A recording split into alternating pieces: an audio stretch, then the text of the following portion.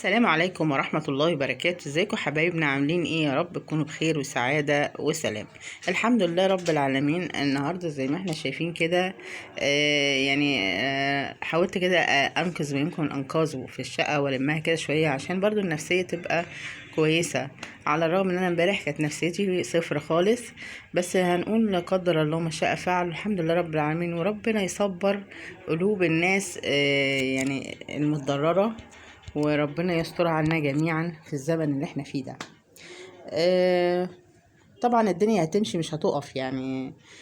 وهنعمل ايه؟ نقول دايما الحمد لله على كل شيء وعلى كل حال. معانا هنا كده القطاقيط حبايبنا لسه متغدين وواخدين وجبة الغدا. انا مش عارفة ده الولد ولا البنت، بس تقريبا ده الولد. كله بقى انتخ في الاماكن اللي هو بيحبها. انا طبعا عملت كل يعني روقت وكل حاجه، بس المطبخ لا، ما عادش علق لي عشان المطبخ لسه مش عايزه اقول كلمه مش كويسه عليه. بصوا بقى حبايبنا هنا قطقطاتي الحبايب الامارات، القرشانات، كوكي، ووراها ابله كارلا. انا ساعات على فكره بهنج يا جماعه، والله ما ببقاش فاكره اسامي القطط، بهنج ساعات. المهم فهنا ايه، دول قاعدين لي هنا فوق الفرن. بصوا يعني انا لو شغلت الفرن ولا فطبعا مش هقدر اشغل الفرن. بصوا نايمين لي نومه يعني جميله الصراحه. ماشي. وهنا فين بقى؟ هنا فين؟ ثواني كده. وهنا بقيه القطاقيط الامارات بتوعي حبايبي، بس كلهم مكوموا نفسهم هنا. لما لقيتهم مكوموا نفسهم بقى لفتهم بالشال بتاع محمد كده، حاطه لهم الاول الدفايه بتاعتي دي، وبعد كده على فكره هم نايمين على كوفيتي، يعني سرقني ما شاء الله. يعني بصوا نايمين على الكوفيه وعلى الدفايه في الاساس، ولفتهم بقى سابوا عليا. حطيت لهم الخده دي كده من ورا، الخداديه الزغنططه دي سبتها لهم. انا سبت لهم الشقه كلها خلي بالك، ولفتهم كده بالشال بتاع محمد.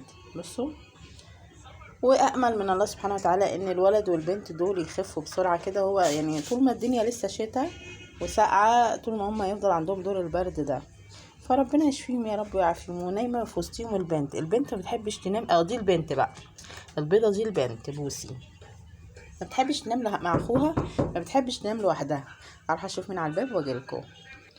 وزي ما انتم شايفين كده يا جماعه، هما مستغلين اساس البيت كله او متاع البيت زي ما بيقولوا، الدفايه بتاعتي وفيا كمان، والشال بتاع الراجل. شايفين؟ والحمد لله على كل حال. النهارده كده نظمنا ونضفنا الدنيا.